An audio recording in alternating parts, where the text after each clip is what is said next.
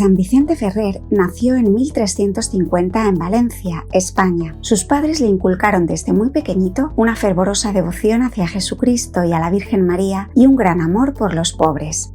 Le encargaron repartir las cuantiosas limosnas que la familia acostumbraba a dar. Así lo fueron haciendo amar el dar ayudas a los necesitados. Le enseñaron a hacer una mortificación cada viernes en recuerdo de la Pasión de Cristo y cada sábado en honor de la Virgen Santísima. Estas costumbres las ejercitó durante toda su vida. Se hizo religioso en la comunidad de los padres dominicos y por su gran inteligencia a los 21 años ya era profesor de filosofía en la universidad. Durante su juventud, el demonio lo asaltó con violentas tentaciones y además, como era extraordinariamente bien parecido, varias mujeres de dudosa conducta se enamoraron de él y como no les hizo caso a sus zalamerías, le inventaron terribles calumnias contra su buena fama. Todo esto lo fue haciendo fuerte para soportar las pruebas que le iban a llegar después. Siendo un simple diácono, lo enviaron a predicar a Barcelona. La ciudad estaba pasando por un periodo de hambre y los barcos portadores de alimentos no llegaban. Entonces Vicente, en un sermón, anunció una tarde que esa misma noche llegarían los barcos con los alimentos tan deseados. Al volver a su convento, el superior lo regañó por dedicarse a hacer profecías de cosas que él no podía estar seguro de que iban a suceder. Pero esa noche llegaron los barcos y al día siguiente el pueblo se dirigió hacia el convento a aclamar a Vicente el predicador. Los superiores tuvieron que trasladarlo a otra ciudad para evitar desórdenes. Vicente estaba muy angustiado porque la Iglesia Católica estaba dividida entre dos papas y había muchísima desunión. De tanto afán se enfermó y estuvo a punto de morir. Pero una noche se le apareció nuestro Señor Jesucristo acompañado de San Francisco y Santo Domingo de Guzmán y le dio la orden de dedicarse a predicar por ciudades, pueblos, campos y países. Y Vicente recuperó inmediatamente su salud. Durante los siguientes 30 años, Vicente recorre el norte de España y el sur de Francia, el norte de Italia y el país de Suiza, predicando incansablemente, con enormes frutos espirituales. Los primeros convertidos fueron judíos y moros. Dicen que convirtió a más de 10.000 judíos y otros tantos musulmanes o moros en España. Y esto es admirable porque no hay gente más difícil de convertir al catolicismo que un judío o un musulmán. Las multitudes se apiñaban para escucharle donde quiera que él llegaba. Tenía que predicar en campos abiertos porque las gentes no cabían en los templos. Su voz sonora, poderosa y llena de agradables matices y modulaciones y su pronunciación sumamente cuidadosa permitían oírle y entenderle a más de una cuadra de distancia. Sus sermones duraban casi siempre más de 2 horas. Un sermón suyo de las 7 palabras en un Viernes Santo duró 6 horas. Pero los oyentes no se cansaban ni se aburrían porque sabía hablar con tal emoción y de temas tan propios para esas gentes y con frases tan propias de la Sagrada Biblia que a cada uno le parecía que el sermón había sido compuesto para él mismo en persona. Antes de predicar, rezaba por 5 o más horas para pedir a Dios la eficacia de la palabra y conseguir que sus oyentes se transformaran al oírle. Dormía en el puro suelo, ayunaba frecuentemente y se trasladaba a pie de una ciudad a otra. Los últimos años se enfermó de una pierna y se trasladaba cabalgando en un burrito. En aquel tiempo había predicadores que lo que buscaban era agradar a los oídos y componían sermones rimbombantes que no convertían a nadie. En cambio, a San Vicente lo que le interesaba no era lucirse, sino convertir a los pecadores. Y su predicación conmovía hasta a los más fríos e indiferentes. Su poderosa voz llegaba hasta lo más profundo del alma. En pleno sermón se oían gritos de pecadores pidiendo perdón a Dios y a cada rato caían personas desmayadas de tanta emoción. Personas que siempre habían odiado, hacían las paces y se abrazaban. Pecadores endurecidos en sus vicios pedían confesores. El santo tenía que llevar consigo una gran cantidad de sacerdotes para que confesaran a los penitentes arrepentidos. Hasta 15.000 personas se reunían en los campos abiertos para oírle.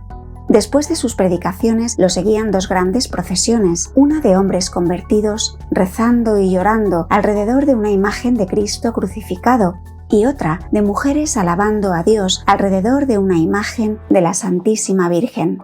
Estos 2 grupos lo acompañaban al próximo pueblo donde el santo iba a predicar y allí le ayudaban a organizar aquella misión y con su buen ejemplo conmovían a los demás. Como la gente se lanzaba hacia él para tocarlo y quitarle pedacitos de su hábito para llevarlos como reliquias, tenía que pasar por entre las multitudes rodeado de un grupo de hombres, encerrándolo y protegiéndolo entre maderos y tablas.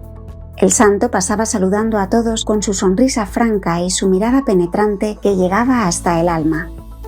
Las gentes se quedaban admiradas al ver que después de sus predicaciones se disminuían enormemente las borracheras y la costumbre de hablar cosas malas, y las mujeres dejaban ciertas modas escandalosas o adornos que demostraban demasiada vanidad y gusto de aparecer. Hay un dato curioso: siendo tan fuerte su modo de predicar y atacando tan duramente el pecado y el vicio, sin embargo las muchedumbres le escuchaban con gusto porque notaban el gran provecho que obtenían al oírle sus sermones. Vicente fustigaba sin miedo las malas costumbres que son la causa de tantos males. Invitaba incesantemente a recibir los santos sacramentos de la confesión y de la comunión. Insistía en la grave obligación de cumplir el mandamiento de santificar las fiestas. Insistía en la gravedad del pecado, en la proximidad de la muerte, en la severidad del juicio de Dios y del cielo y del infierno que nos esperan.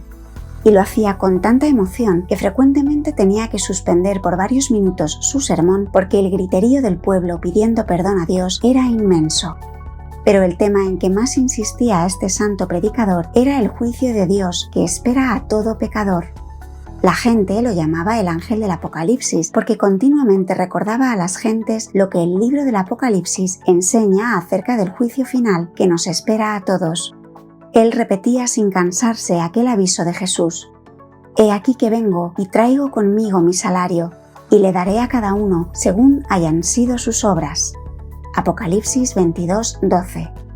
Hasta los más empecatados y alejados de la religión se conmovían al oírle anunciar el juicio final, donde los que han hecho el bien irán a la gloria eterna y los que se decidieron a hacer el mal irán a la eterna condenación. San Juan 5:29. Los milagros acompañaron a San Vicente en toda su predicación y uno de ellos era el hacerse entender en otros idiomas, siendo que él solamente hablaba su lengua materna y el latín. Y sucedía frecuentemente que las gentes de otros países le entendían perfectamente, como si les estuviera hablando en su propio idioma.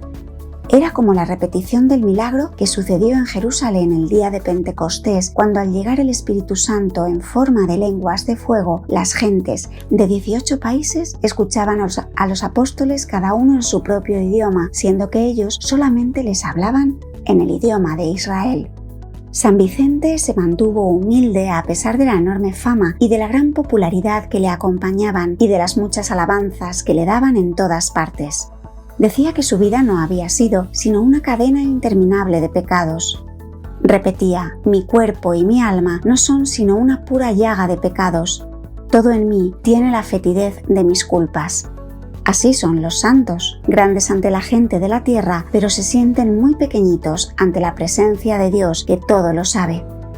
Los últimos años, ya lleno de enfermedades, lo tenían que ayudar a subir al sitio donde iba a predicar.